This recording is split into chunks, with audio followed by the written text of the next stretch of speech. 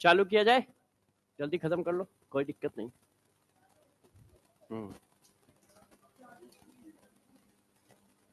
तो जो टिफिन बच्चे लाते हैं वो इसका मतलब घर से आते होंगे। हॉस्टल में भी टिफिन मिल जाता है क्या? अच्छा, तो पैक करके ले जाने देते हैं, तो बस ठीक है। अच्छा, जो घर में बनाते हैं वो, हाँ नहीं ठीक है, यदि मान लो हॉस्टल वाले कह देते हैं कि हाँ अपना खाना आप टिफिन में डाल सकते हो तो ठीक है, सही है।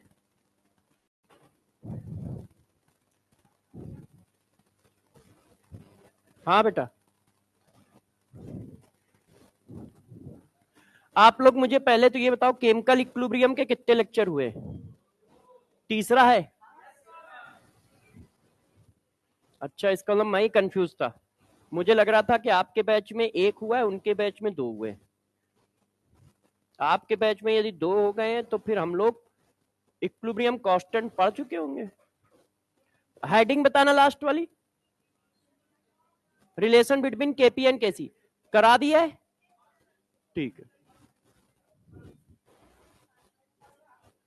अच्छा, न्यूमेरिकल क्वेश्चन नहीं कराए।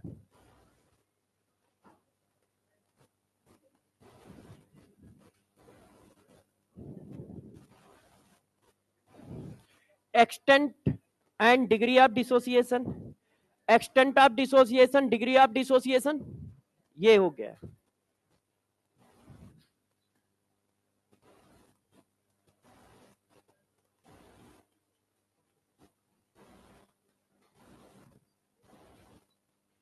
रिलेशन बिटवीन केपी एंड केसी हो गया है, तो उसके क्वेश्चन भी हो गए ना। डिलीट मारता हूं उसके क्वेश्चन।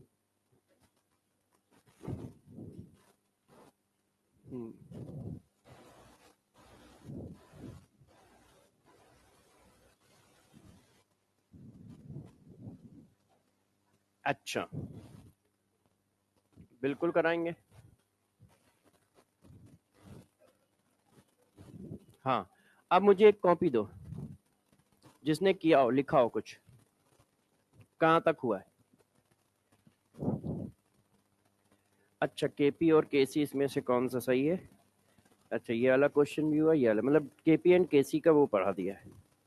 न्यूमेरिकल क्वेश्चन, हाँ न्यूमेरिकल क्वेश्चन नहीं कराया, लिखना सिखा दिया। अच्छा, ये बताया है कि सॉलिड का रिक्वेस्ट का वन होता है, ऐसा लिखना नहीं बताया अभी। हाँ ठीक है, लो बच्चों देखिए, अब हम लोग टॉपिक पे चलते हैं, ठीक है, जरा ध्यान दीजिएगा। आज आप लोगों का, आज केमिकल काइनेटिक्स का रिवीजन है, मंडे है ना आज, तो ऐप पर 8 बजे आप मंजिल बैच में घुस जाए चाहे मंथन बैच में घुस जाए, किसी भी बैच में चले जाइएगा, लाइव क्लास लगी होगी 8 बजे, ठीक है। और उसमें केमिकल केमिकल काइनेटिक्स का क्वेश्चन प्रैक्टिस होगा 8 बजे से लेके 11 बजे तक।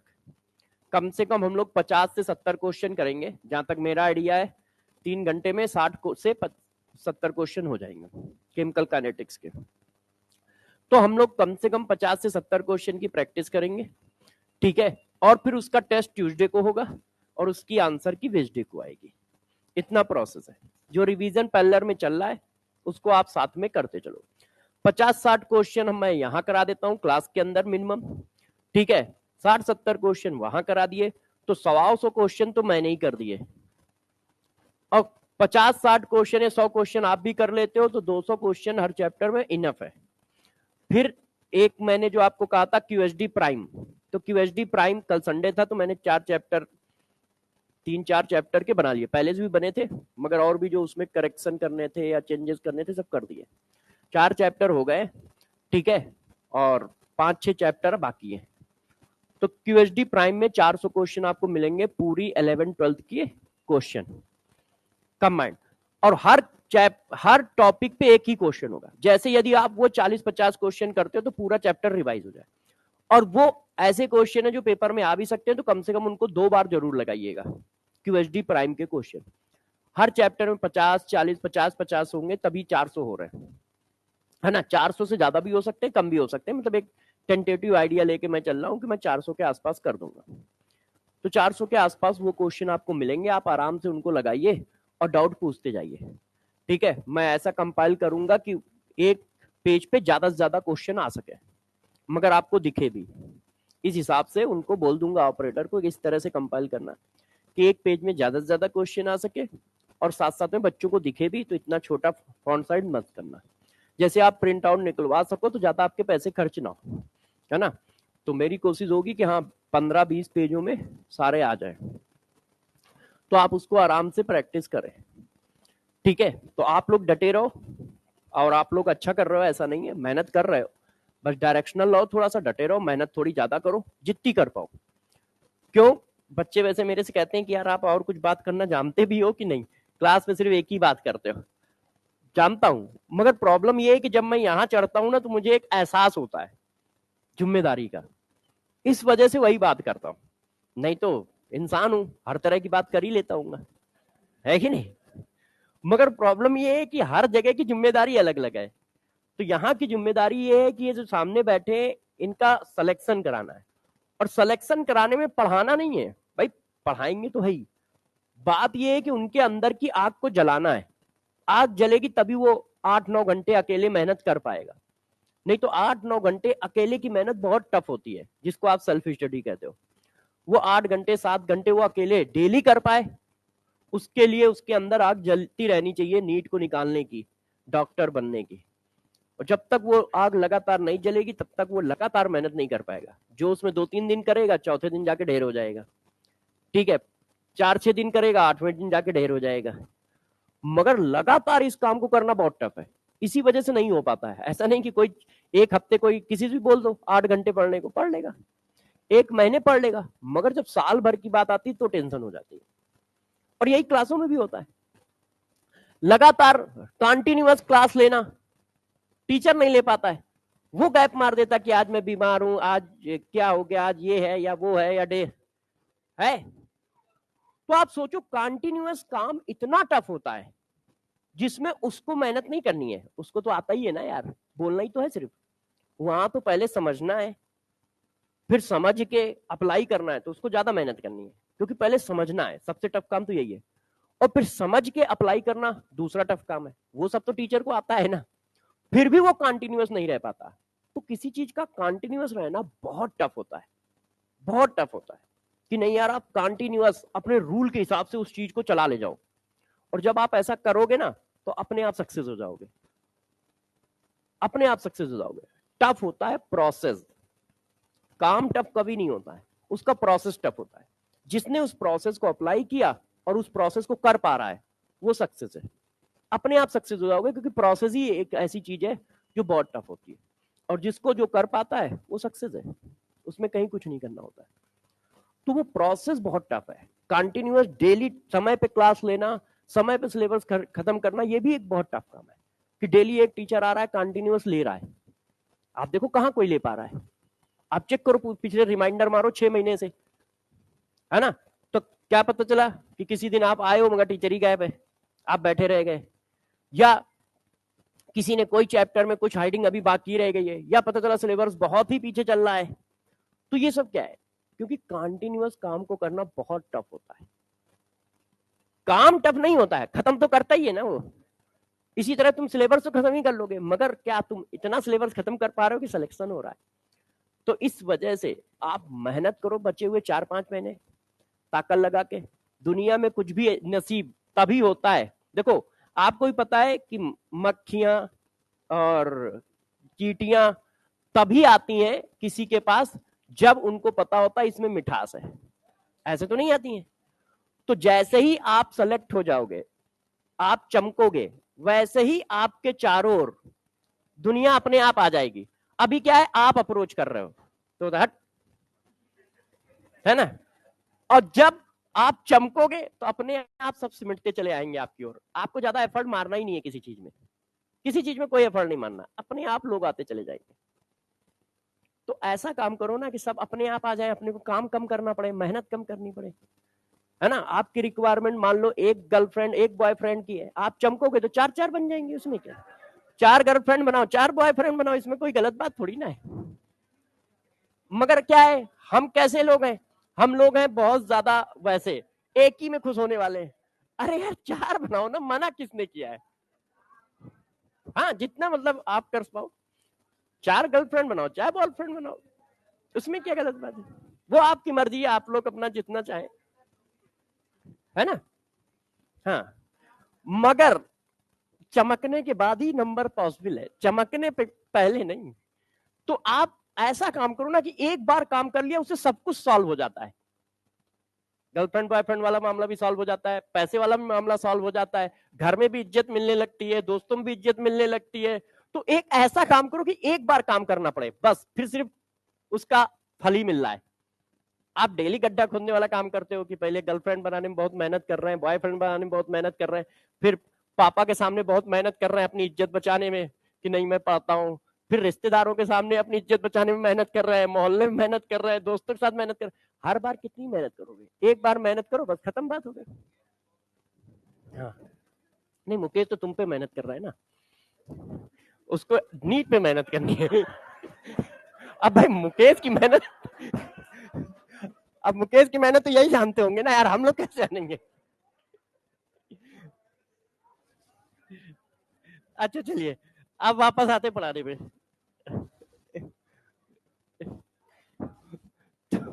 मुकेश, मुकेश से इतना याराना तुम्हें क्यों है, उसकी मेहनत से। मुकेश है कौन, इसी बैच में कि किसी दूसरे बैच में। अच्छा वो है।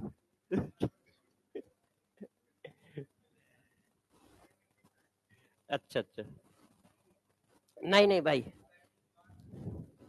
हाँ हाँ, दोस्ती यारी में तो लोगों को थोड़ा सा दुख दर्द तो रहता ही है ना, उसमें क्या है। दोस्त सेलेक्ट हुआ तो भी दुख है, नहीं सेलेक्ट हुआ तो भी दुख है। दोस्ती एक ऐसी चीज है कि जिसमें दुख सुख बराबर पैरेलल चलता है। सेलेक्ट हो गया तो पहले पार्टी लेके सुखी हो गए, फिर पार्टी खाने के बाद दुखी हुए कि ये सेलेक्ट हो गया मैं रह गया हूं। दोस्ती में दिक्कत यही है। हाँ मगर जितने गलत काम है उसमें दोस्ती साथ देता है, कोई नहीं देता है, सही काम में वो कभी नहीं देता है। दोस्त सिर्फ बनाए जाते हैं गलत काम के लिए, सही काम में नहीं साथ देते। गलत काम करना हो तो भाई चलो, सही काम करोगे, पढ़ना है 8 घंटे, तुम पढ़ो जरा मैं आ रहा हूँ। गलत काम कर दो कि 8 घंटे खेलना है, अबे चलो 12 घंटे खेलते हैं। तो दोस्ती का काम ही यही है ना, कि गलत काम में आपको टेंशन हो रही है तो खुद दोस्त साथ, चलो भाई टेंशन नहीं है। हाँ तो चलिए अब हम लोग पढ़ाने पे आते हैं। देखो लास्ट क्लास में आपको केपी केसी में रिलेशन पढ़ाया था, मगर केपी केसी के क्वेश्चन एक भी नहीं कराए, न्यूमेरिकल क्वेश्चन, रिलेशन के क्वेश्चन कराए, केपी कांस्टेंट होता है सिर्फ टेम्परेचर पे डिपेंड करता है, इससे रिलेटेड बहुत सारे क्वेश्चन कराए, मगर इस तरह का कोई क्वेश्चन नहीं कराया जो न्यूमेरिकली हो। तो अब हम लोग उस पर फोकस करेंगे। तो उनके क्वेश्चन को करने के लिए जरा देखो,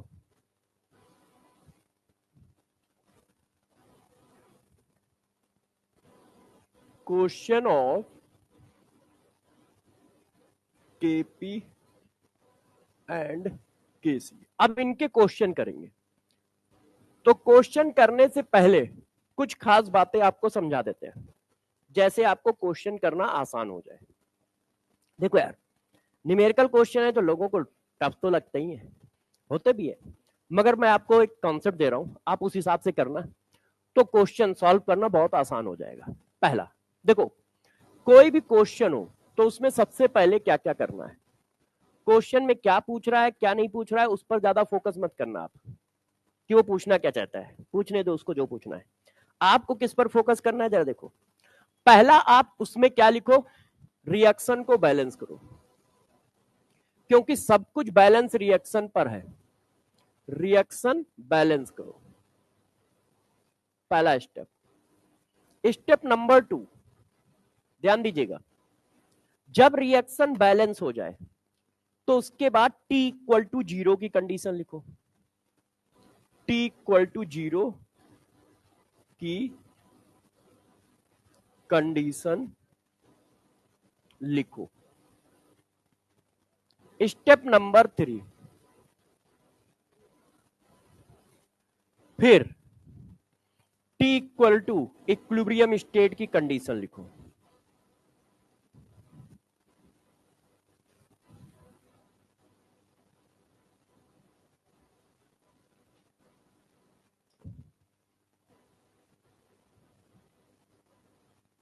देखो, हर क्वेश्चन में हमें ये काम जरूर करना पड़ेगा। क्या?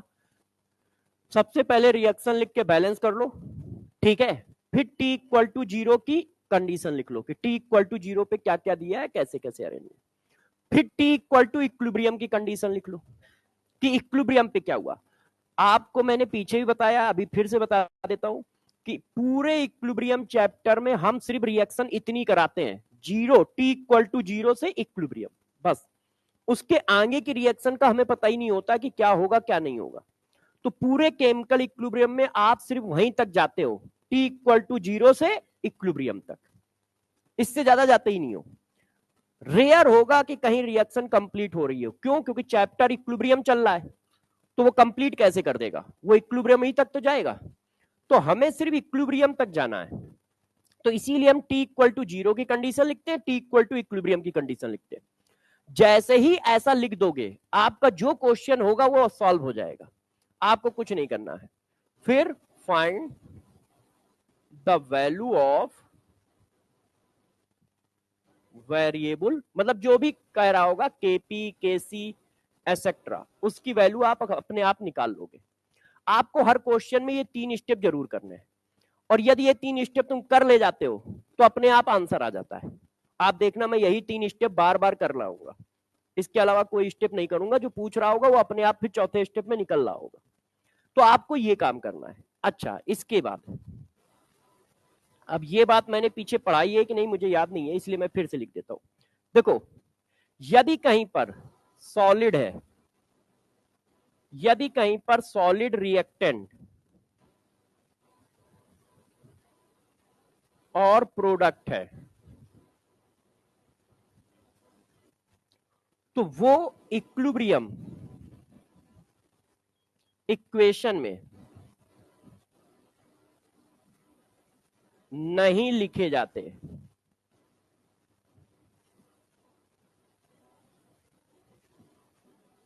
सॉलिड सब्सटेंस इक्विलिब्रियम इक्वेशन में नहीं लिखे जाते। रीजन क्या है?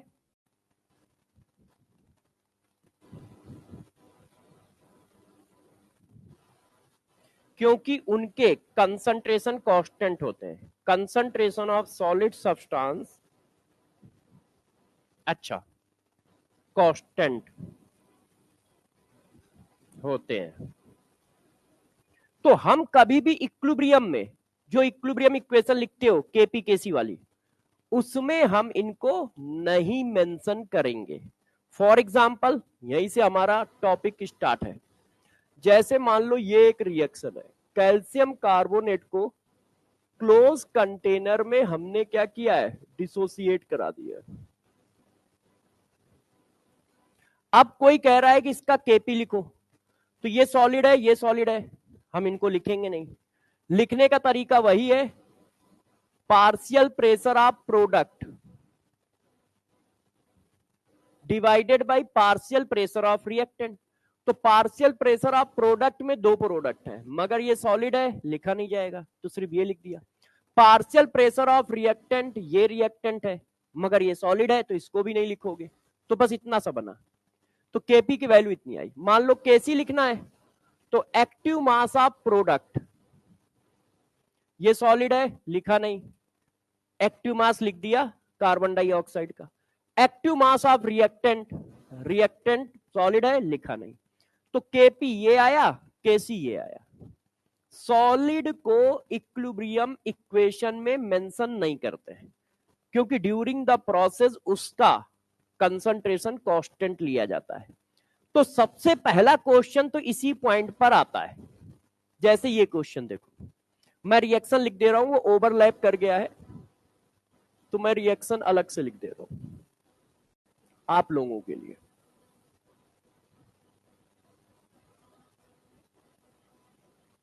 पीवाईक्यू। तो देखो, सॉलिड कौन है, MgCO3। सॉलिड कौन है, MgO। ये तो लिखे नहीं जाएंगे, सिर्फ CO2 लिखा जाएगा। अब निकालना क्या है, केपी। केपी के बारे में कल पढ़ाया है मैंने। केपी का मतलब क्या होता है, जब आप इक्विलिब्रियम कांस्टेंट को पार्शियल प्रेशर के टर्म में लिखो। तो पार्शियल प्रेशर के टर्म में लिखना है, तो ये कंसंट्रेशन वाले तो वैसे ही गलत हो गए, वो सही लिखे या गलत लिखे उससे मतलब ही नहीं है। क्यों? क्योंकि केपी तो पार्शियल प्रेशर के टर्म में लिखा जाएगा और ये तो एक्टिव मास का साइन है, स्क्वायर ब्रैकेट किसका है? एक्टिव मास का साइन। तो इसका मतलब ये तो ऐसे ही गलत हो गया। तो अब ये तो यार सॉलिड, इसमें ये सॉलिड है, ये सॉलिड है, ये सॉलिड है, ये सॉलिड है, ये सही है? तो एक क्वेश्चन वो जो पेपर में आया है, एक क्वेश्चन वो जो मैं करा रहा हूं, इसको करो। What will be the value of equilibrium constant for this reaction? इस रिएक्शन का इक्विलिब्रियम कांस्टेंट क्या होगा? भाई क्या है? सॉलिड, लिखोगे नहीं। भाई क्या है? सॉलिड, लिखोगे नहीं।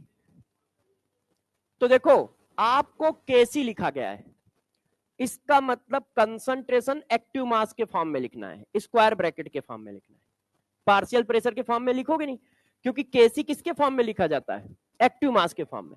तो ये तो पहले से ही गलत है, वो सही लिखा है या गलत लिखा है? सही भी लिखा होता तो भी गलत होता। क्यों? पार्शियल प्रेशर के टर्म में केपी लिखा जाता है, केसी थोड़ी लिखा जाता है। तो active mass of product, product solid है, लिख नहीं सकते। Active mass of reactant, reactant में सिर्फ एक है, ये तो सॉलिड है। तो ऐसा कहीं लिखा है? बस ये आगे है कि नहीं? तो ये वाला पॉइंट हमारा डिस्कस हुआ। तो अब जरा देखो यार, अपने को बस यही करना है, इतना काम करना है। रिएक्शन लिखनी है बैलेंस, टी इक्वल टू 0 की कंडीशन लिखनी है, टी इक्वल टू इक्विलिब्रियम की कंडीशन लिखनी है, और फिर जो पूछ रहा होगा उसके हिसाब से आगे कार्रवाई कर लेंगे और अपने आप वो चीज निकल आएगी। तो बच्चों ने कहा नहीं सर ऐसा थोड़ी होता है, आप करके भी दिखाओ 2-4 क्वेश्चन। तो मैंने कहा चलो भाई डटते हैं। अब देखो, when equal mole of ethanol and acetic acid are mixed together at 25 degree centigrade. तो भाई एथेनॉल ये है, एस्टिक एसिड ये है। अब जब ये आपस में मिलाए जाएंगे तो आप सबको पता है एस्टर बनेगा और वाटर बनेगा, ऐसे। अब क्या है? इक्वल मोल है, तो भाई मैंने इसका मोल 1 ले लिया, इसका मोल 1 ले लिया, 0 0। पहले मैंने क्या लिखा? बैलेंस इक्वेशन लिखी, बीच में कुछ लिखा नहीं, मतलब ये नहीं, वो सेटिंग गड़बड़ हुई है। जैसे एक उससे फॉर्मेट से दूसरे फॉर्मेट में आती है ना, तो कभी कभी सेटिंग की वजह से स्पेस आ जाता है, तो वो ऐसा ही है। तो देखो 1 mole of ethyl alcohol, 1 mole of acetic acid, ठीक है, are mixed together at 27 degree centigrade, 30% reaction is complete, KC for the reaction is. तो अब जरा देखो, मैंने आपको क्या पढ़ाया? रिएक्शन लिखो, लिख गई। फिर टी इक्वल टू 0 की इक्वेशन लिखो, लिख गई। अब टी इक्वल टू इक्विलिब्रियम की लिखो, यहीं तक जाना है अपने को। अब टी इक्वल टू इक्विलिब्रियम, अब इक्विलिब्रियम स्टेट पे क्या हो रहा है? 33% रिएक्शन हो रही है। तो ये क्या है? अल्फा है। अल्फा मैंने कल पढ़ाया, कल मतलब जब भी क्लास हुई है, तो आपको डिग्री ऑफ डिसोसिएशन और एक्सटेंट ऑफ डिसोसिएशन पढ़ाया था। तो ये डिग्री ऑफ डिसोसिएशन है, ध्यान है आप लोगों को? तो डिग्री ऑफ डिसोसिएशन है 33%, मतलब 33% रिएक्शन हुई है, इसका मतलब 33% रिएक्शन डिसोसिएट हुआ है। तो एक का 33% कितना होता है? एक का 33%, तो एक का 33% इतना होता है, तो 0.33 डिसोसिएट हो गया। अब जितना ये डिसोसिएट हो रहा है 1 1 1 1, मतलब सेम रेशियो में रिएक्शन चल रही है। तो जितना ये डिसोसिएट होगा उतना ही ये डिसोसिएट होगा, उतना ही ये फॉर्म होगा, उतना ही ये फॉर्म होगा। तो ये 0.33 मोल और 0.33 मोल इक्विलिब्रियम पे आ गए। हमने T इक्वल टू 0 की कंडीशन लिख दी, T इक्वल टू इक्विलिब्रियम की कंडीशन लिख दी। अब हमें क्या करना है? केसी निकालना है, बस इतना लिख के छोड़ दो, उसके बाद देखा करो करना क्या है। इतना तो हर एक में लिखना है। अब उसने कहा केसी निकालो, तो भाई सबकी वैल्यू तो निकल ही आई है, बस फार्मूला चिपका देते हैं। तो मैंने कहा KC equal to active mass of ester, थोड़ा सा मक्कारी बस छोटा लिख दे रहा हूं, एस्टर लिख दे रहा हूं, active mass of water, active mass of alcohol और एक्टिव मास ऑफ एसिड। यही तो हुआ। अब जरा देखो यहां गलती क्या है, आपने यहां एक्टिव मास लिखा है, एक्टिव मास का मतलब मोलरिटी है, और ये तो अभी मोल निकला है, ये मोल था तो ये मोल ही तो निकला होगा, मोल से मोल को माइनस किया होगा। तो वॉल्यूम का अभी डिवीजन नहीं लगा है, तो वॉल्यूम का डिवाइड करके यहां लिखना है, क्योंकि यहां पर मोलरिटी लिखनी है, मोल नहीं लिखने हैं। यहां पे आपको क्या लिखना है, मोलरिटी, और यहां अभी मोल निकला है। तो देखो अब यहां पर हमको गौर से समझना है, जब हमें यहां मोलरिटी लिखनी है, निकला मोल है, तो जब रिएक्ट प्रोडक्ट के नंबर सेम हो, देखो 1 2 1 2, या फिर ऐसे कहो जितनी पावर ऊपर है उतनी ही पावर नीचे है, तो वॉल्यूम दिया जाए या ना दिया जाए उसका कोई फर्क नहीं पड़ेगा। क्यों, दो बार वॉल्यूम नीचे आएगा, mole into divided by volume, दो बार यहां आया, और वॉल्यूम सबके लिए सेम होगा क्योंकि एक ही कंटेनर है, कंटेनर अलग अलग तो है नहीं, तो सब एक ही कंटेनर में तो है, चाहे वो रिएक्टेंट हो चाहे प्रोडक्ट, तो सबके लिए वॉल्यूम तो सेम ही होगा। अब जैसे ये रूम का डायमेंशन हमारे लिए भी सेम है, तुम्हारे लिए भी सेम है, इनके लिए भी सेम है ना, सबके लिए सेम है, तो वॉल्यूम तो सबके लिए सेम होगा। तो दो बार नीचे आया दो बार ऊपर आया, कट गया। तो आप लिखो या ना लिखो, नहीं दिया गया है इसलिए हम लिख ही नहीं रहे, दिया भी जाता तब भी ना लिखते, क्यों टाइम बर्बाद करेंगे, क्यों मेहनत बर्बाद करेंगे। यदि पावर सेम है तो ये देखो ऊपर और नीचे की, और ऊपर और नीचे की पावर आप चाहो तो यहां से चेक कर लो। हाँ, मगर ध्यान रखना वो इक्वस हो या प्योर लिक्विड हो, मतलब इक्वस हो या गैस हो, ऐसा ना हो कि सॉलिड को भी समेट लो कि इधर सॉलिड मिला के इधर सॉलिड मिला के कर लिया, क्योंकि वो तो यहां आएंगे ही नहीं। तो इसलिए दो रास्ते हैं, या तो यहां से देखो या यहां से देखो। यहां से कभी गलत नहीं होता क्योंकि जो पावर ऊपर है वही नीचे है, तो वॉल्यूम के टर्म की अपने को जरूरत ही नहीं है, आप लिखो ही मत, और चाहो तो ऊपर से भी देख लो, उसमें कोई दिक्कत की बात नहीं। किसके देखोगे, इक्वस और गैस के, इक्वस और गैस के नंबर बराबर है लेफ्ट राइट, तो हमें वॉल्यूम के टर्म की जरूरत नहीं है, दिया जाए तो भी कोई बात नहीं है, ना दिया जाए तो भी कोई बात नहीं है। अब हमें यार वॉल्यूम के टर्म की जरूरत नहीं है तो मैंने वैल्यू डाल दी, concentration of product, concentration of reactant. अब मैंने सॉल्व कर लिया, तो अब आप लोग जरा बता दो कितना है, लगभग दो दो तो 100, 0.25, बच्चे कह रहे हैं तो सही कह रहे होंगे। ये देखो आ गया। अब इस क्वेश्चन में मैंने क्या काम किया, रिएक्शन लिखी, टी इक्वल टू 0 लिखा, टी इक्वल टू इक्विलिब्रियम लिखा। चेक करो, हर क्वेश्चन में अपने को यही करना है, कुछ अलग नहीं करना है, ध्यान रखिए, हम लोग कुछ भी अलग नहीं करेंगे, इस क्वेश्चन को करते हैं। द बैक, अच्छा ये तो कर चुके हो ना, the backward rate constant of a reversible reaction is इतना, बैकवर्ड रेट कांस्टेंट मतलब केबी की वैल्यू दी है, backward rate constant of a reversible reaction is इतना, the value of equilibrium constant is इतना, इक्विलिब्रियम कांस्टेंट की वैल्यू दी है, what is the value of forward rate constant. तो यार हम लोगों ने पढ़ रखा है, इक्विलिब्रियम कांस्टेंट की वैल्यू होती है rate constant of forward reaction, rate constant of backward reaction. तो rate constant of back forward reaction equal to equilibrium constant into KB, equilibrium constant ये है, केबी की वैल्यू ये है, मल्टीप्लाई मार लो तो कितना आ जाएगा, 15 75 5, 15 सत्ते 105 और 7, 105 और 7 112, 112 दो, ये हो गया। ऐसा कहीं लिखा है, सी लिखा है, एक पावर इधर एडजस्ट कर लिया। तो ये केएफ और केबी के टर्म में क्वेश्चन है, केएफ और केबी के टर्म में ज्यादा घूमेगा नहीं क्योंकि वो खुद रेट कांस्टेंट है। अब एक इक्वेशन का रेट कांस्टेंट फिक्स होता है तो उसको चेंज कैसे कर दोगे, तो इस पर तो ऐसा ही क्वेश्चन आएगा, इस पर ज्यादा वैरायटी नहीं बनेगी, मगर कंसंट्रेशन लगातार चेंज होता रहता है, इसलिए कंसंट्रेशन वाले पे खूब वैरायटी बनती है। जैसे अभी हम लोगों ने कराया, फिर एक क्वेश्चन ये। अब जरा देखो, मैंने उसी बात को थोड़ा ग्राफ में ले लिया, अलग अलग टाइप के क्वेश्चन करा रहा हूं। The figure show the change in concentration of species A and B as a function of time. थोड़ा मैथमेटिकल लिख दिया है। कंसंट्रेशन टाइम का फंक्शन तो ही है, टाइम चेंज होता रहेगा, तो रिएक्टेंट और प्रोडक्ट के कंसंट्रेशन चेंज होते रहेंगे। The figure show the change in concentration of species A and B as a function of time. The equilibrium constant of a reaction is. तो भाई रिएक्शन क्या है? A reversible two B. इसका मतलब इसका equilibrium constant क्या बनेगा? B square by ए।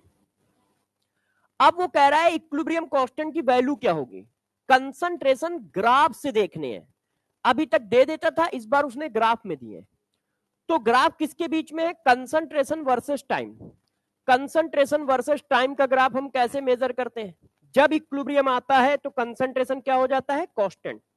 तो जहां पर लाइन स्टेट हो जाएगी, इसका मतलब वो इक्विलिब्रियम स्टेट है। हमें इस फार्मूले में कौन सा कंसंट्रेशन डालना है? इक्विलिब्रियम स्टेट का डालना है कि नहीं? इक्विलिब्रियम स्टेट का इक्विलिब्रियम स्टेट का कंसंट्रेशन डालना है। तो ये तो पता चले कि इक्विलिब्रियम पे कंसंट्रेशन है कितना।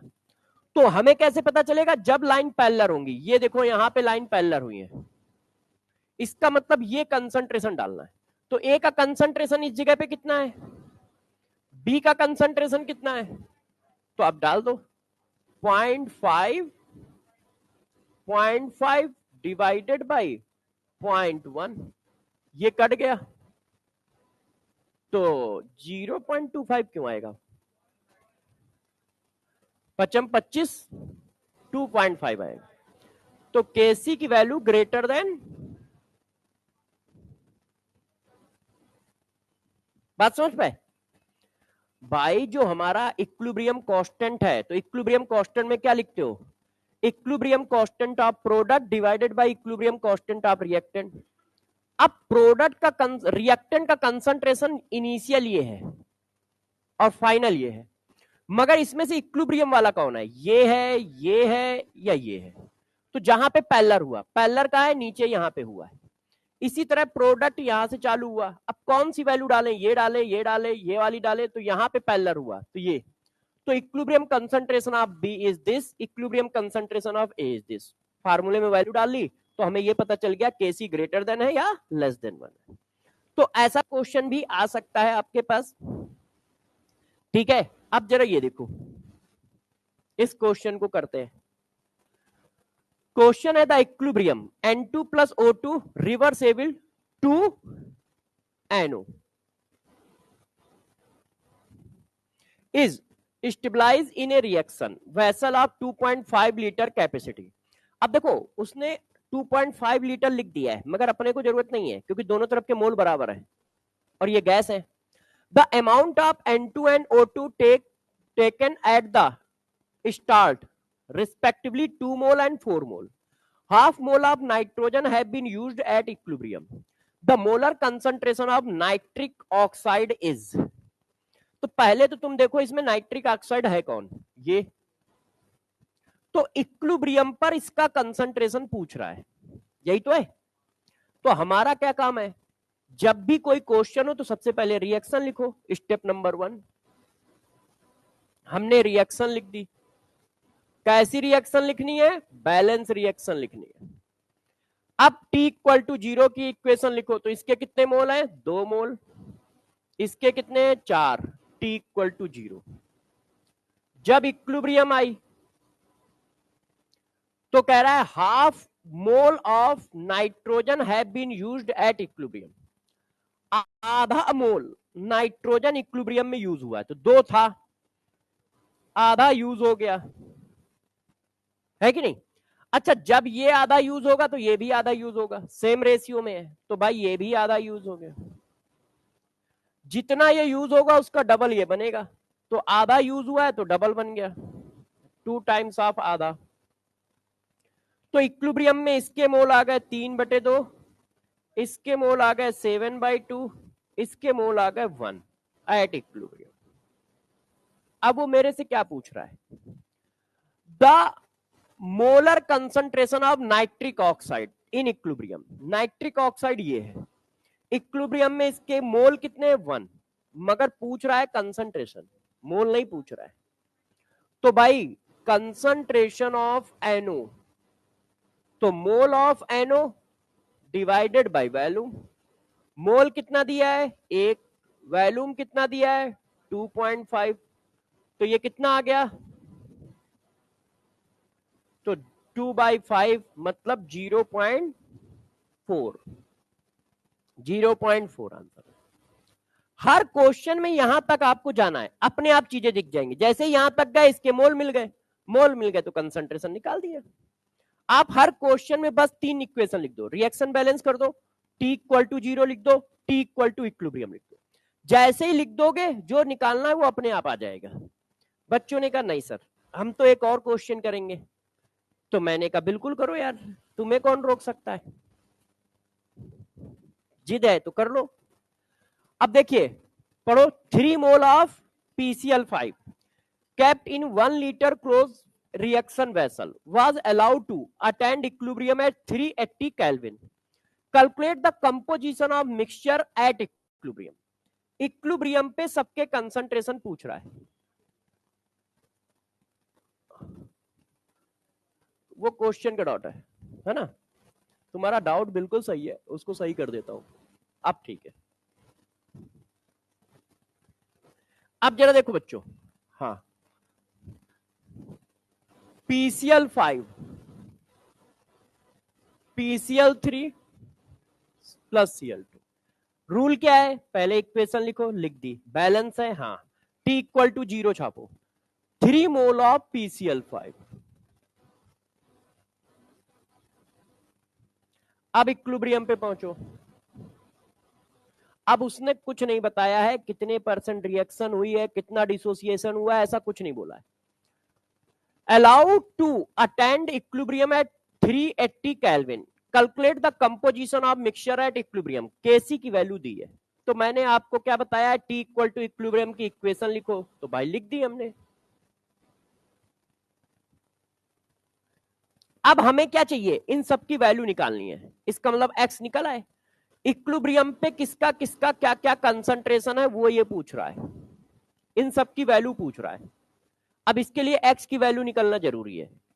अब जैसे ही आपने लिख लिया तो देखो केसी की वैल्यू दी है, तो आपने चिपका दिया, डायरेक्ट लिख रहा हूं, equilibrium constant equal to concentration of product. अब देखो यहां गलती हो रही है मेरे से, बताओ ये केसी है तो एक्टिव मास लिखा जाएगा, मैं थोड़ा सा लिखता हूं जैसे गलती का एहसास हो, वैसे जब गलती करूं या ना करूं, मतलब गलत भी कर दूंगा तब भी कोई फर्क नहीं पड़ेगा। उसका रीजन है वॉल्यूम 1 लीटर है, 1 से डिवाइड करो या ना करो कोई दिक्कत तो है नहीं, मगर मान लो 10 लीटर होता तो फर्क पड़ता। वो कह रहा है यहां पे रखना है एक्टिव मास, और ये तो मोल निकले, मोल थोड़ी डाल सकते हो, और बराबर भी नहीं है दोनों तरफ कि वॉल्यूम का इंपैक्ट नहीं पड़ेगा, वॉल्यूम का इंपैक्ट पड़ेगा, मगर वॉल्यूम 1 लीटर है तो 1 से डिवाइड करो या ना करो फर्क नहीं पड़ता है ना। तो मैं डिवाइड करके ही लिख रहा हूं, मन की आंखें यूज करनी है, मैं मोल नहीं लिख रहा हूं, 1 से डिवाइड करके लिख रहा हूं, ध्यान रखिएगा। यदि आप सोच रहे हो मोल लिख रहा हूं ना, 1 से डिवाइड करके लिख रहा हूं, ठीक। अब हमें क्या है, एक्स की वैल्यू निकालनी है, तो देखो ये आ गया x square equal to 1.8x और 3 का मल्टीप्लाई कर लो, 18 इंटू 3 कितना होता है 54। अब x की वैल्यू निकालो, तो ये क्वाड्रिक इक्वेशन बन गई है, तो कैसे करोगे, 18, हाँ 54 किस में आएगा, 9 में आएगा, मतलब 54, 54, नहीं नहीं कोई नहीं, कोई नहीं, यदि उसको नहीं पता है 54, 54, 54 मतलब 54, कोई नहीं। अब इसको कैसे करोगे, डिवाइड हो रहा है कुछ नहीं हो रहा है तो फिर क्वाड्रिक इक्वेशन वाला फार्मूला लगाना पड़ेगा, ठीक है, minus B plus minus under root b square minus 4ac upon 2a, 15 आएगा, तो 18 लाना है। Tick dong ding dong ding dong, नहीं आएगा।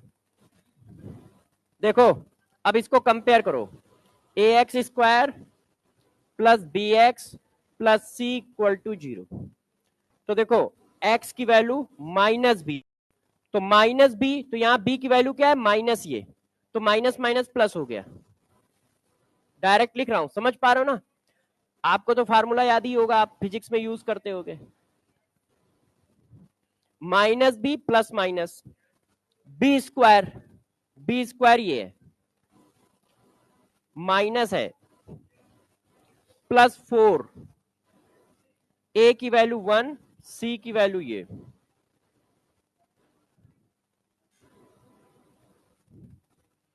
ठीक है। बी स्क्वायर माइनस 4ac, तो अच्छा ये गड़बड़ है। हाँ बेटे, एक मिनट बेटा, आपकी भी बातें सुनता हूं। हाँ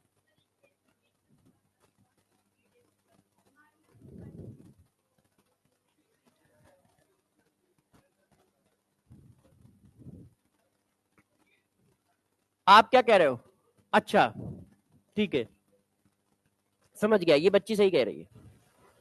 देखो इसने जानते हो क्या कहा है, जब आप इसको इधर मल्टीप्लाई करोगे, ठीक है बात, तो X square equal to this हुआ, फिर आप इसको उधर ले गए तो आपने साइन नहीं चेंज किए हैं इस जगह पे, यही कह रहे हो ना बेटा? हाँ वो गलत लिखा है, बिल्कुल सही कह रहे हो।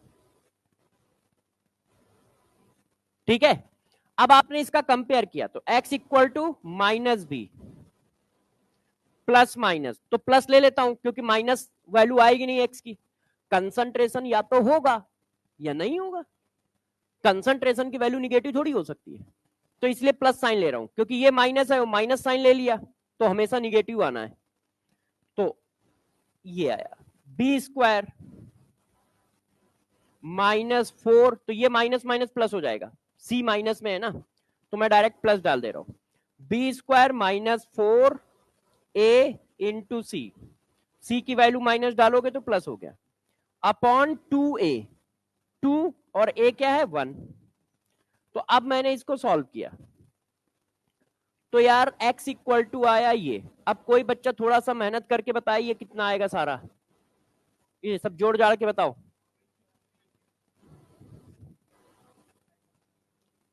ये इसका करो जरा,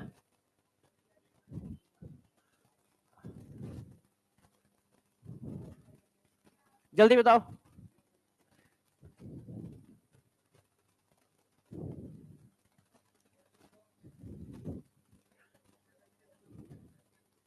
डायरेक्ट, हाँ बिल्कुल सही।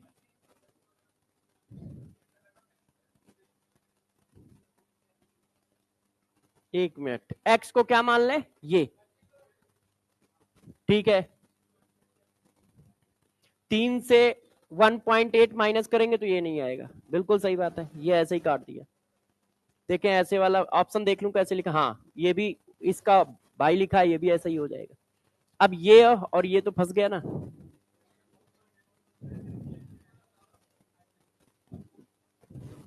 1 पॉइंट ये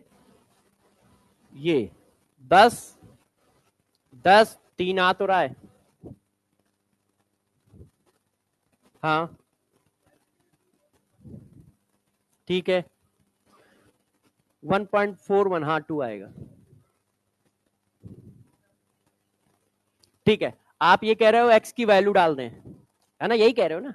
हाँ कर सकते हो, ऑप्शन दिए तो कर सकते हो। देखो इस बच्चे का बता देता हूँ, दोनों बातें बता देता हूँ कि इस बच्चे ने क्या बताया। आपने सॉल्व कर लिया, x की वैल्यू आ गई तो सबके कंसंट्रेशन आ गए, पहला कॉन्सेप्ट ये हो गया जो हम लोग कर रहे हैं। इसने कहा सर हमको क्वेश्चन सॉल्व करना है, कैसे किया जाता है ये मान लो चलो सीख गए हैं, अब हम पेपर में बैठे हैं तो हमें अब क्वेश्चन सॉल्व करना है, तो जल्दी कैसे सॉल्व हो सकता है, तो उसका एक तरीका, ये समझ गए कैसे क्वेश्चन करना है। पहले पहले तो हम लोगों ने क्वेश्चन करना सीख लिया, अब जल्दी सॉल्व करना है तो देखो PCl3 और Cl2 की वैल्यू क्या है x, और इसकी वैल्यू क्या है 3 माइनस एक्स, तो इसका मतलब इसमें और इसको जोड़े तो 3 आना चाहिए, चेक करो, इसको इसको जोड़ो तो 3 आना चाहिए, 3 माइनस एक्स प्लस एक्स, तो ये क्या है, PCl3 की वैल्यू, तो इसको और इसको जोड़ने पे 3 नहीं आ रहा है, तो इसका मतलब ये आंसर पॉसिबल नहीं है। इसको जोड़ने पे भी 3 नहीं आ रहा है, इसका मतलब ये आंसर भी पॉसिबल नहीं है। ठीक, पहला पॉइंट हो गया। अब इनको जोड़ने पे 3 आ रहा है, तो इसका मतलब ये आंसर पॉसिबल है। अब बच्चे ने कहा ठीक है सर, इसका मतलब ए और बी में कोई एक आंसर होगा। अब ए है या बी, इसको निकालने का क्या तरीका है, तो हमारी क्वाड्रेटिक इक्वेशन ये बन के आई। अब हिट एंड ट्रायल ले लो, एक्स क्या है, PCl3 और Cl2 की वैल्यू एक्स है, तो एक्स की वैल्यू यहां डाल दो। तो 1.41 क्या होता है, √2 की वैल्यू होती है, √2 इक्वल टू होता है 1.41, तो ये आ जाएगा 2। अब 1.41 डालो, मल्टीप्लाई करो, तो जो भी मल्टीप्लाई आएगा, मगर -4.5 के आसपास आ रहा है कि नहीं, जरा इसको मल्टीप्लाई करो 1.41 से, 1.41 इंटू 1.8, 2.52, तो ये 4 के आसपास आ रहा है, 5.4 तो आ नहीं रहा है। जब left hand side zero, right hand side zero है, तो लेफ्ट हैंड साइड भी जीरो होनी चाहिए। सम करने पे जीरो नहीं आ रहा है, इसका मतलब ये भी गलत लिखा है। कौन सा था, ये वाला, तो बस ये आंसर होगा, है ना। तो एलिमिनेशन राउंड के थ्रू चले गए, क्यों, क्योंकि मैथमेटिकल कैलकुलेशन ज्यादा थी, तो मैथमेटिकल कैलकुलेशन ज्यादा थी, इस वजह से हम एलिमिनेशन के थ्रू चले गए, मतलब ऑप्शन के थ्रू चले गए। तो पेपर में यदि क्वेश्चन नहीं है, तब तो आपको ऐसे ही करना है।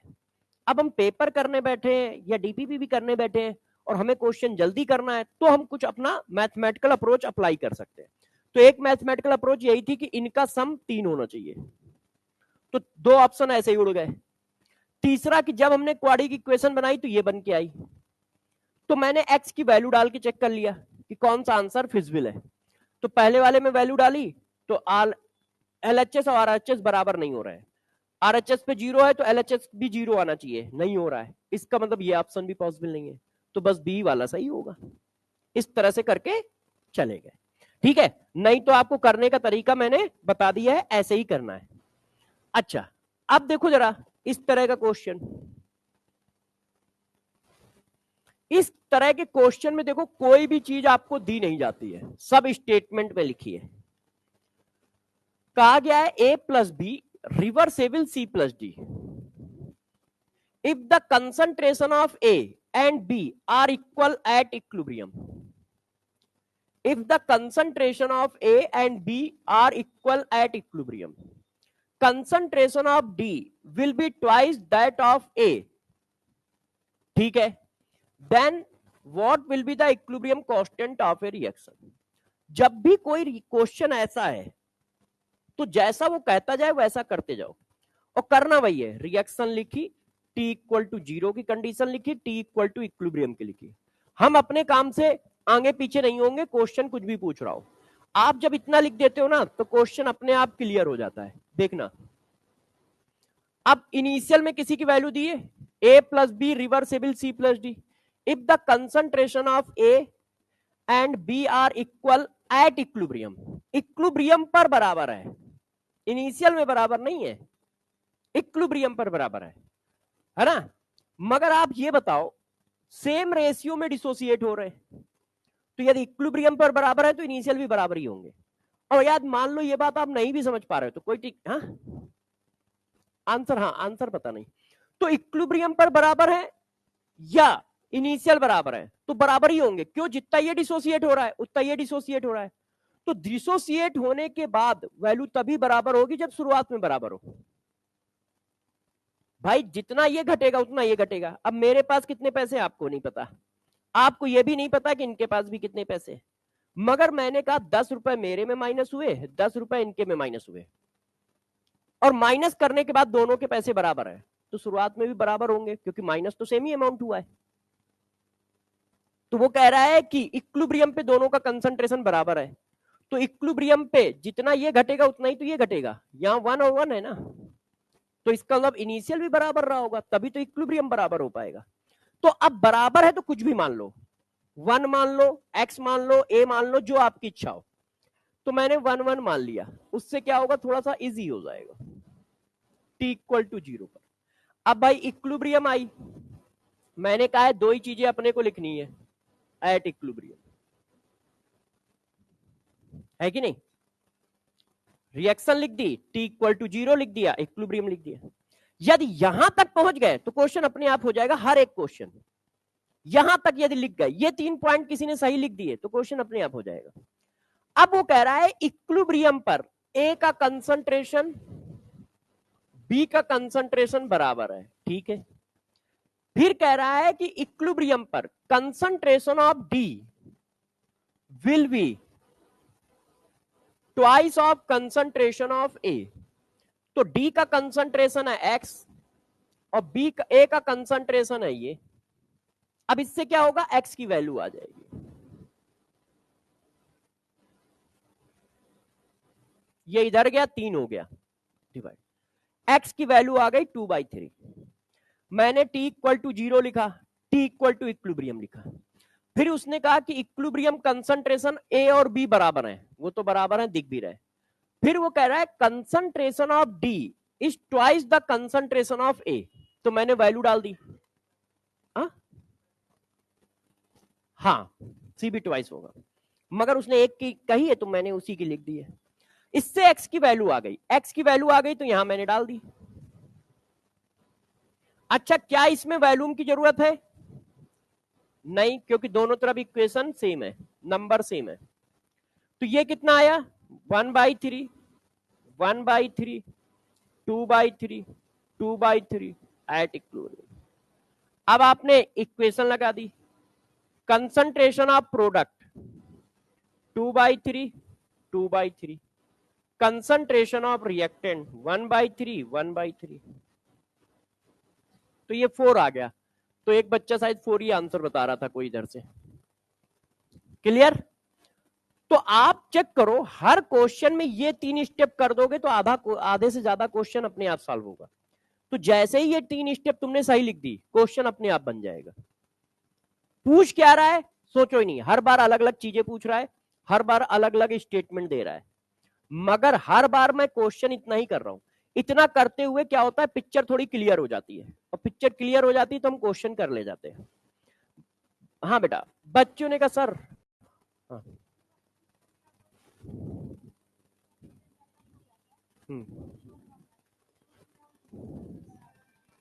फिर नहीं मानते। अच्छा देखो, आप इतनी देर से देख रहे हो मैंने प्रेशर के टर्म में अभी इक्वेशन नहीं लिखी है, तो अब थोड़ा सा लिखता हूं, आवाज नहीं करो। अब देखिए, अब मान लो केपी की बात करें कि केपी निकालने को कहता है, तो केपी निकालने को कहेगा तो लैंग्वेज में किस तरह घुमाएगा, एक एक करके बात करते हैं। देखो ये हमारा एक क्वेश्चन है, ये भी गैस है, ये भी गैस है, ये भी गैस है, तीनों गैस है हमारे पास। हमारा रूल एक ही है, जैसे उसने कहा था वैसे ही करना है। अपने को क्या करना है, टी इक्वल टू 0 लिखना है, अपने को क्या करना है, टी इक्वल टू इक्विलिब्रियम लिखना है, और कुछ नहीं लिखना है, चाहे वो कंसंट्रेशन की बात करे चाहे वो प्रेशर की बात करे। अब जरा देखिए, यदि क्वेश्चन ऐसा आ गया, अब प्रेशर के टर्म में चल रहा है, XY2 dissociated as XY2 equilibrium XY plus Y, सब गैस फेज में है। Initial pressure of XY2 is 600 mmHg। भाई ये रिएक्शन लिखी, पहला रूल क्या है, रिएक्शन लिखो ऊपर से बैलेंस हो, तो बैलेंस है। Initial value 600, T equal to 0 की कंडीशन आ गई, टी इक्वल टू इक्विलिब्रियम पे पहुंचे। The total pressure at equilibrium is 600 mmHg, तो 800 mmHg। तो जब इक्विलिब्रियम आया होगा तो टोटल प्रेशर कितना होगा, 800 होगा, मगर होगा कितना, सभी गैस का सम। ये बात मैंने अभी किसी और में भी पढ़ाई है, काइनेटिक्स में पढ़ाई थी, है ना, ध्यान है। तो काइनेटिक्स में ये बात पढ़ाई है कि यार इस तरह से लैंग्वेज देगा, डिक्टो वही लैंग्वेज फिर से दे रहा है। उसने कहा total pressure at equilibrium, equilibrium पे तो सब कोई है कि नहीं, तो total pressure at equilibrium is 800। मैंने कहा ठीक है। Assume volume of the system to remain constant, तो वैल्यू ऑफ केपी, तो हमने क्या डिसाइड किया है, हम रिएक्शन लिखेंगे, टी इक्वल टू 0 लिखेंगे, टी इक्वल टू इक्विलिब्रियम लिखेंगे। अब टी इक्वल टू इक्विलिब्रियम छाप दो,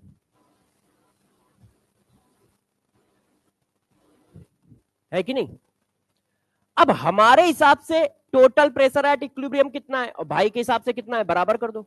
तो हमारे हिसाब से इतना है 600 minus P plus P plus P, उसके हिसाब से 800 है, तो बराबर होना चाहिए। कट्टम काट खिल गया, तो पी की वैल्यू आ गई 200। अब देखो पी की वैल्यू आ गई तो सबके प्रेशर आ गए, तो ये आ गया 400, ये आ गया 200, ये आ गया 200। अब केपी, तो किसी का केपी कैसे लिखते हैं, partial pressure of product partial pressure of reactant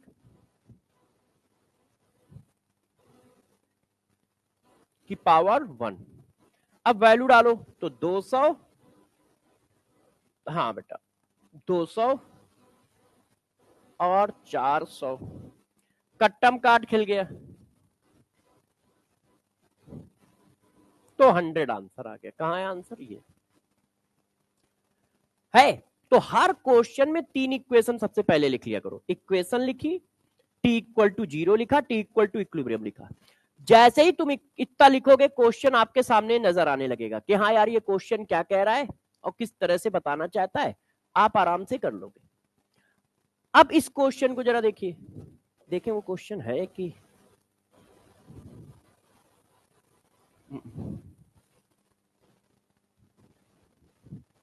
देखो, एक क्वेश्चन मैंने आपको दिया, ये एक इक्वेशन है,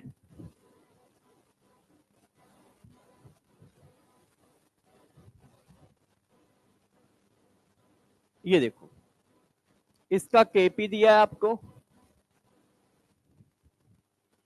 if at equilibrium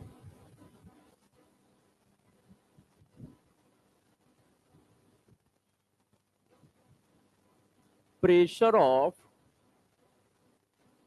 SO2 gas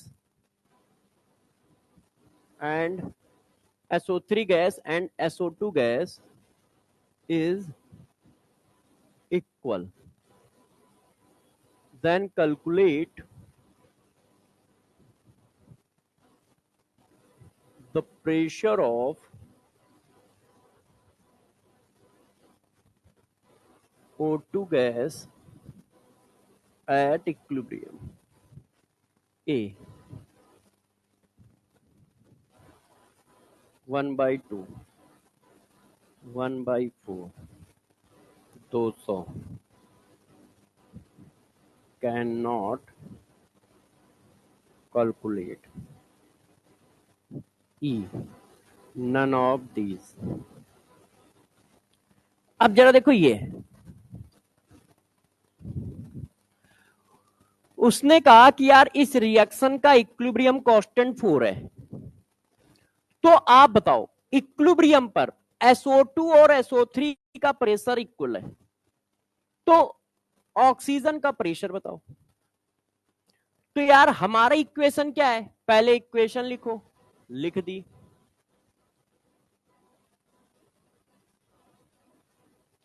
फिर T इक्वल टू 0 की कंडीशन लिखो। अब क्वेश्चन ऐसा दिया है कि T इक्वल टू 0 लिख ही नहीं सकते हो, क्योंकि T इक्वल टू 0 पे किसी का कुछ नहीं दिया है। लिखें क्या हम, किसी का कोई प्रेशर नहीं दिया है, तो मैंने कहा यार T इक्वल टू 0 पे हम क्या लिखते हैं, इसकी कोई वैल्यू नहीं है, इसकी कोई वैल्यू नहीं है, ये 0 है इतना पता है, तो बस इतना ही लिख पाएंगे और कोई रास्ता ही नहीं है। अच्छा, T इक्वल टू इक्विलिब्रियम पे गए, हम लिखेंगे यही 3 इक्वेशन, जितना निकल सकता है उतना निकाल के देंगे, मगर लिखना यही है, क्वेश्चन कुछ भी पूछ रहा हो। अब उसने कहा कि इक्विलिब्रियम में इसका प्रेशर और इसका प्रेशर बराबर है, तो हमने भाई इसका P मान लिया तो इसका भी P मान लिया। अब इसका इक्विलिब्रियम पे प्रेशर हमने मान लिया P1 है। तुमने कहा इक्विलिब्रियम जब आई तो SO2 का प्रेशर और SO3 का प्रेशर इक्वल है, तो मैंने कहा ठीक है, तो एट इक्विलिब्रियम मैंने लिखा, एट इक्विलिब्रियम पे इसकी वैल्यू P मानी तो इसकी भी P मान ली, या इसकी P मानी तो इसकी भी P मान ली, या कुछ और मानी तो मान लो, 100 मान लो, कोई दिक्कत नहीं है, जो माने मान लो, बस इक्वल मानना है। हाँ, तो अब इसका प्रेशर मिल गया, इसका प्रेशर मिल गया, केपी पता है, तो मैंने फार्मूला लगा दिया, KP equal to partial pressure of SO3 का square, partial pressure of SO2 का square, partial pressure of O2। तो ये हो गया 4। इसकी वैल्यू तुमने डाल दी पी स्क्वायर, इसकी डाल दी पी स्क्वायर, और इसकी पार्शियल प्रेशर ऑफ ऑक्सीजन, ये कट्टम काट हो गए। तो P square partial pressure of O2 equal to 1/4।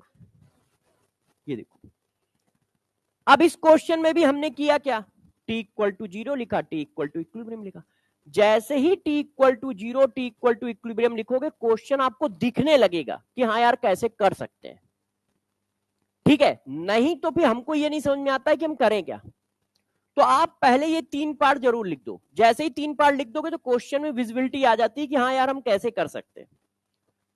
तो ये देखो यार, हम लोगों ने कुछ क्वेश्चन किए। अब इसके बाद आइए method to find direction of equilibrium. हाँ हाँ हाँ,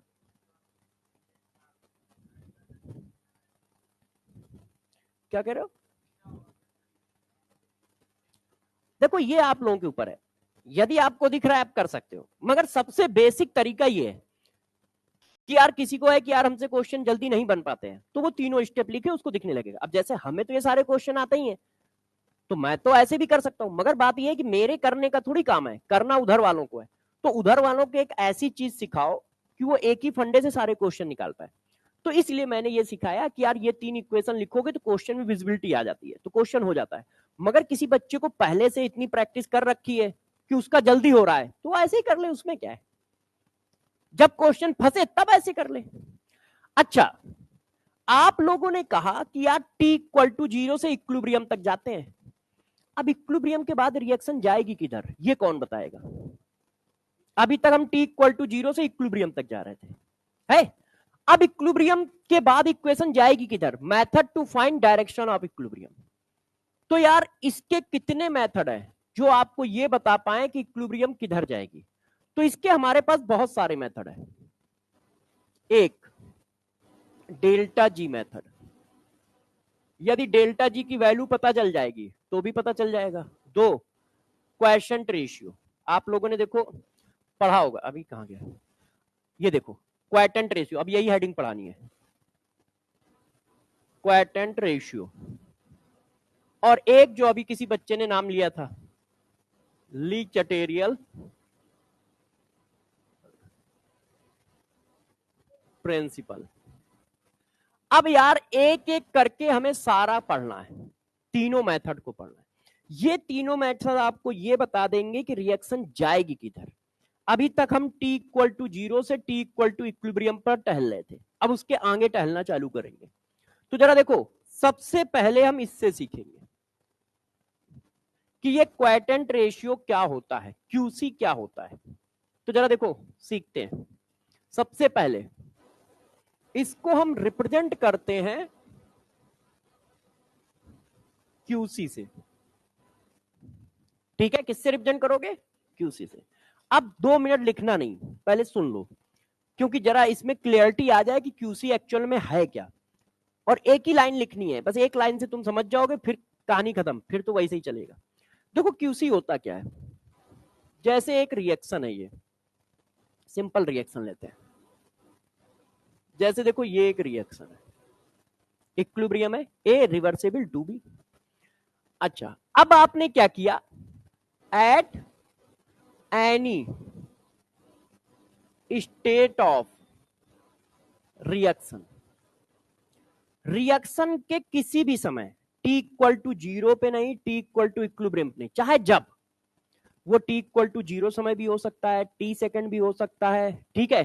टी इक्वल टू इक्विलिब्रियम समय भी हो सकता है, इक्विलिब्रियम के बाद का समय भी हो सकता है। मतलब पूरी रिएक्शन में 0 से लेके 100% तक, जब रिएक्शन 0 से 100% हो रही है अप्रॉक्स, उसमें कहीं पर भी, उस रिएक्शन के इस टाइम में कहीं पर भी आपने concentration of product upon reactant का रेशियो निकाल दिया, concentration of product upon reactant का रेशियो निकाल दिया,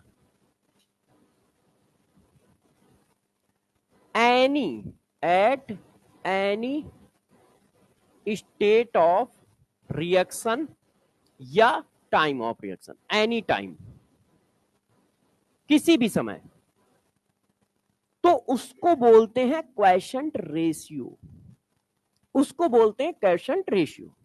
concentration of product upon reactant का रेशियो किस समय, कभी भी निकाल दो रिएक्शन में, तो उसको बोलते हैं क्वेशंट रेशियो। जैसे ये निकल के आया concentration of product upon react, ये किस जगह मैंने निकाला, कहीं पर भी निकाल दिया।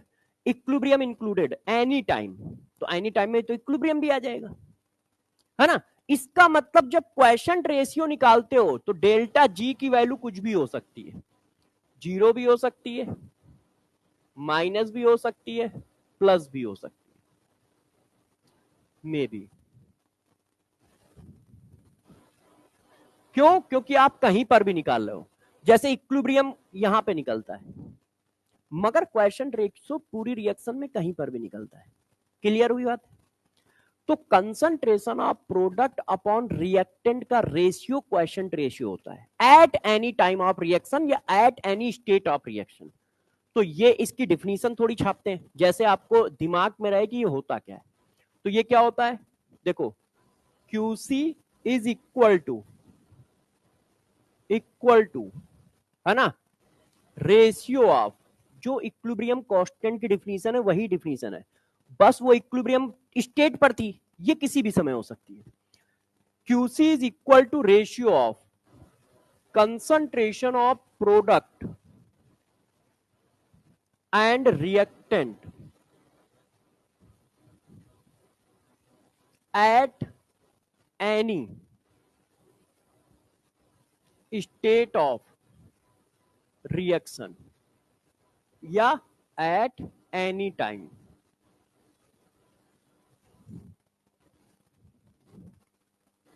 ये मेन पॉइंट है। अच्छा, इतनी बात समझ में आ गई। किसी भी समय यदि concentration of reactant and product का रेशियो निकाल देते हो तो वो क्या होता है, क्वेशंट रेशियो होता है। ठीक है, अब जरा सुनिएगा, क्वेशंट रेशियो वेरिएबल होता है, इसके पॉइंट भी सुनते जाइएगा, ये कोई कांस्टेंट नहीं होता है। क्वेशंट रेशियो किसी रिएक्शन का क्या होता है, वेरिएबल होता है, एंड डिपेंड अपॉन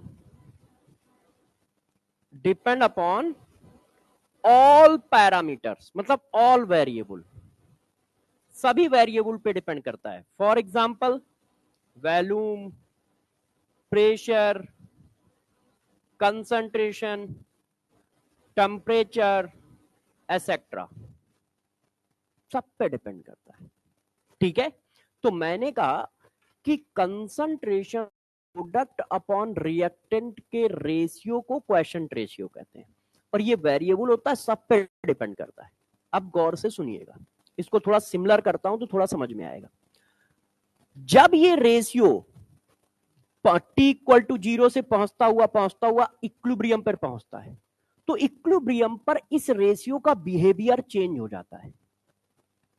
क्या बिहेवियर चेंज हो जाता है कि ये वेरिएबल ना होकर कांस्टेंट हो जाता है और सिर्फ टेम्परेचर पे डिपेंड करने लगता है। अभी सब पे डिपेंड कर रहा है और वेरिएबल है।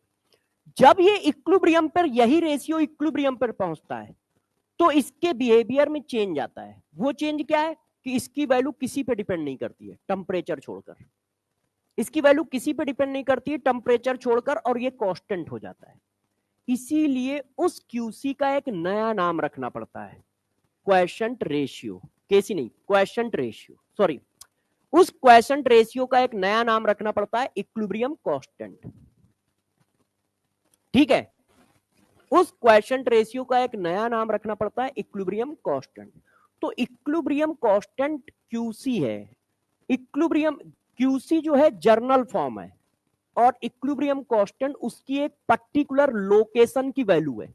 जैसे हाइड्रोकार्बन एक जर्नल फॉर्म है, और हाइड्रोकार्बन में एल्केन उसका एक पॉइंट है, एक लोकेशन की वैल्यू है। जब हाइड्रोकार्बन का फार्मूला CnH2n+2 है, तो उस हाइड्रोकार्बन का नाम एल्केन रख दिया गया है, और उसकी एक अपनी प्रॉपर्टी आ गई। यदि उस हाइड्रोकार्बन का फार्मूला CnH2n है तो उसका एक नया नाम रख दिया गया एल्कीन। उसकी एक अपनी प्रॉपर्टी है, उसकी प्रॉपर्टी मैच नहीं कर रही है। तो वही यहां है, क्यूसी जो तुम समझ रहे हो वो जर्नल फॉर्म है, जो इक्विलिब्रियम कांस्टेंट है वो क्यूसी ही है। इक्विलिब्रियम कांस्टेंट कोई नई चीज नहीं है, बस एक पर्टिकुलर सिचुएशन के क्यूसी के पास कुछ अलग प्रॉपर्टी है, और अलग प्रॉपर्टी होने की वजह से उसका एक अलग नाम दे दिया गया है। तो अब मैं इस जगह पे जो अगला पॉइंट छाप रहा हूं वही मेन है, जरा देखिएगा। एट इक्विलिब्रियम, जब आप इक्विलिब्रियम पे पहुंचते हो तो क्यूसी, ठीक है, QC, value of QC at equilibrium, value of QC only depend upon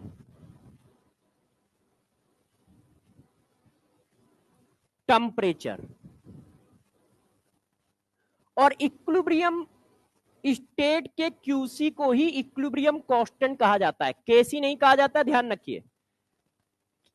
equilibrium constant एक जर्नल टर्म है, केसी का मतलब है जब कंसंट्रेशन एक्टिव मास के फॉर्म में ले रहे हो तो उस इक्विलिब्रियम कांस्टेंट को केसी कहते हैं, लास्ट क्लास में पढ़ाया है।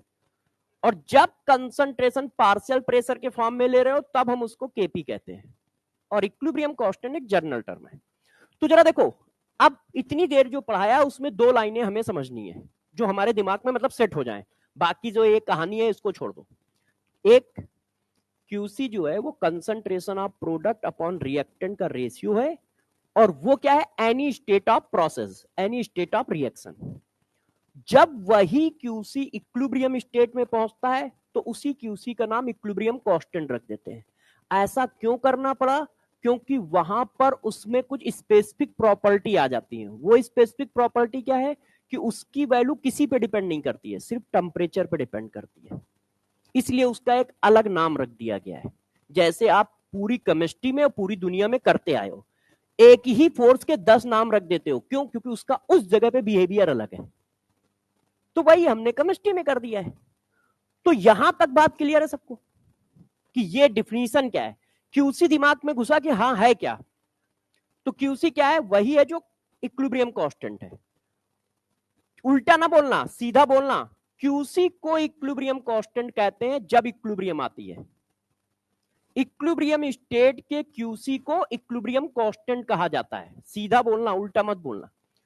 इक्विलिब्रियम स्टेट के क्यूसी को इक्विलिब्रियम कांस्टेंट कहा जाता है।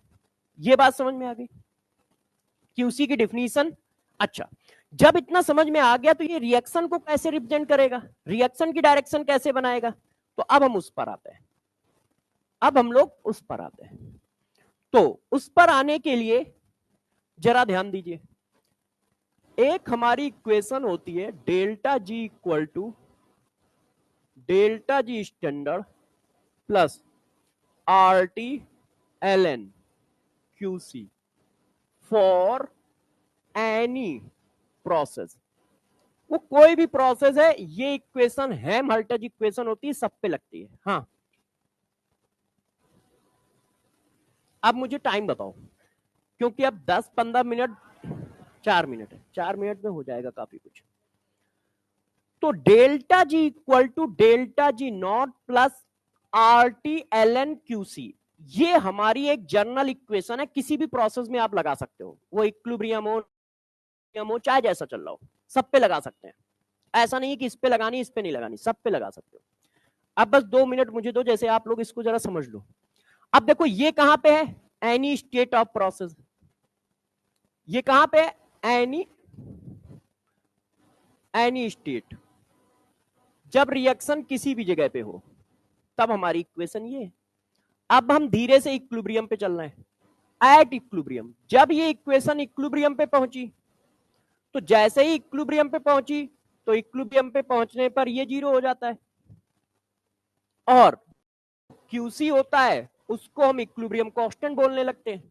आप चाहो तो क्यूसी लिखा रहने दो, मगर बुक वाले रोने धोने लगेंगे, बाकी लोग रोने धोने लगेंगे, नहीं तो जर्नल फॉर्म तो वही है। तो हम उसका नॉमेनक्लेचर जो उन्होंने कर रखा वही लिख देते हैं, इक्विलिब्रियम कांस्टेंट लिख देते हैं। तो यार ये वैल्यू आ गई ऐसे,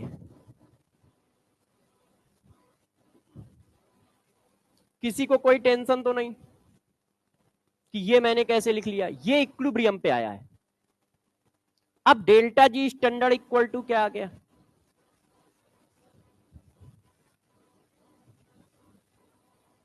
है कि नहीं। अच्छा, इस इक्वेशन को मैंने लॉग के फॉर्म में भी लिख दिया।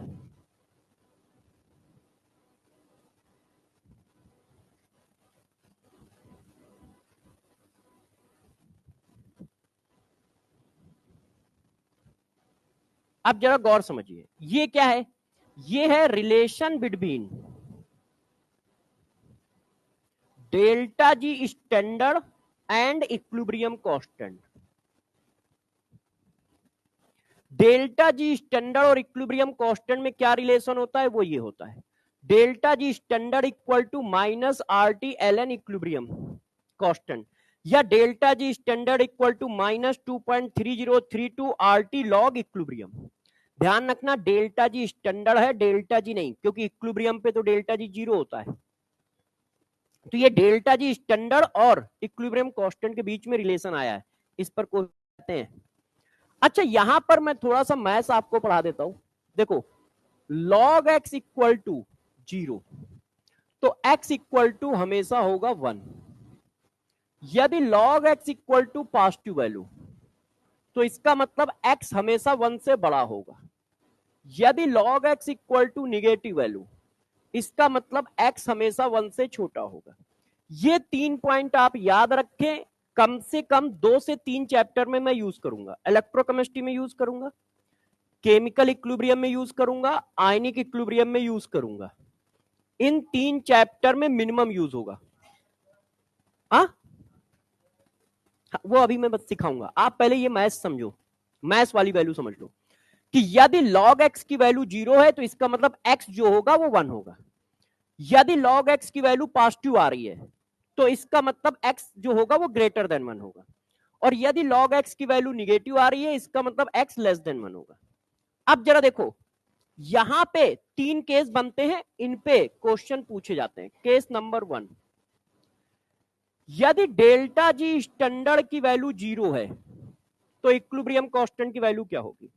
ये 0 डालोगे तो सब कुछ 0 हो गया, है कि नहीं। तो log x इक्वल टू 0, तो x इक्वल टू 1, इसका मतलब इक्विलिब्रियम कांस्टेंट की वैल्यू कितनी होगी, 1। ध्यान रखना, ये मैथ्स के पॉइंट 3 याद रखने हैं, केमिस्ट्री वाले नहीं याद रखने हैं, क्योंकि केमिस्ट्री में ये सिचुएशन कम से कम 10-12 बार 15 बार आएगी 3-4 चैप्टरों में। ये याद होगा तो ये तुरंत निकलेगा।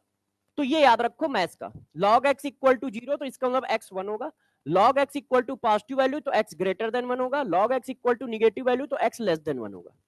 अब हमने कहा यहाँ पे जीरो डालो, तो जब ये 0 डालोगे तो सब कुछ 0 हो जाएगा, तो log x इक्वल टू 0, तो x इक्वल टू 1, इसका मतलब इक्विलिब्रियम कांस्टेंट की वैल्यू कितनी आएगी। ये बात ठीक है, समझ पा रहे हो। अच्छा, केस नंबर 2, यदि डेल्टा जी स्टैंडर्ड की वैल्यू मैंने निगेटिव डाली, तो जब निगेटिव डालोगे तो माइनस माइनस कट गया, प्लस हो गया।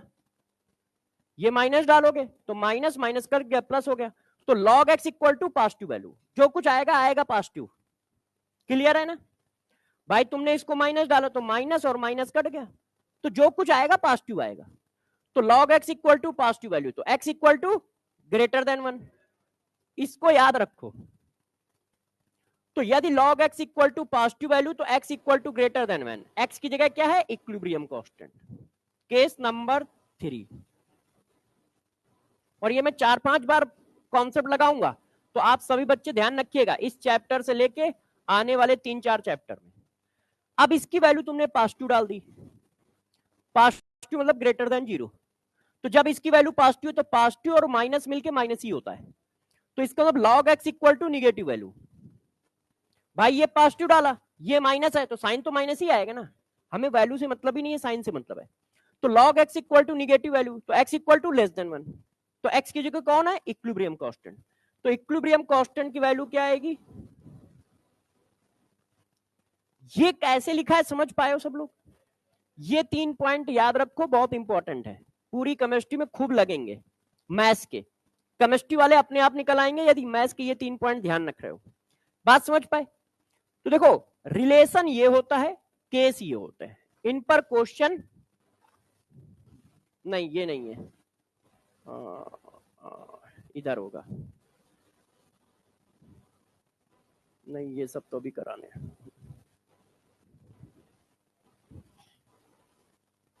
कहीं तो देखा है मैंने।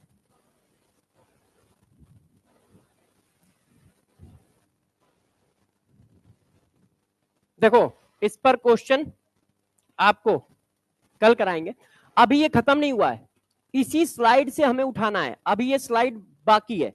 डेल्टा जी स्टैंडर्ड की वैल्यू उठा के यहां डालनी है और फिर क्यूसी और इक्विलिब्रियम कांस्टेंट के बीच में रिलेशन निकालना है।